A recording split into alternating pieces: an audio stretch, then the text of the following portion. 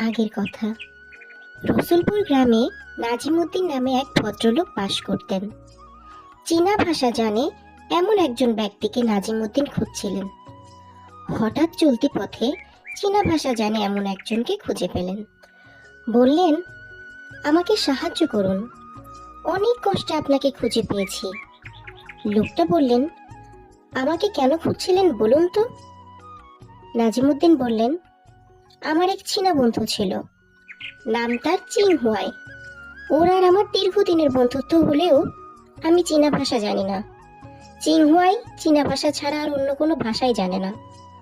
কয়েক মাস আগে দুরারোগ্য ব্যাধিতে আক্রান্ত হয়ে হাসপাতালে ভর্তি হয়েছিল চিং। ওর সঙ্গে দেখা করতে গিয়ে দেখি বেচারার করুণ হাল, নাকে মুখে অক্সিজেনের নল লাগানো। আমাকে কাছে পেয়েই ও কাতর হয়ে উঠল। লি কাইলো ওয়াং কি গুয়ান বলতে বলতেই বেচারা শেষ নিঃশ্বাস ত্যাগ করলো। এদিকে আমি তো চীনা ভাষা জানি না।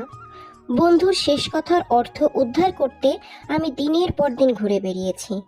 এখন আপনি আমাকে এই মনোকষ্ট থেকে উদ্ধার করতে পারেন। বলুন, এর অর্থ কি?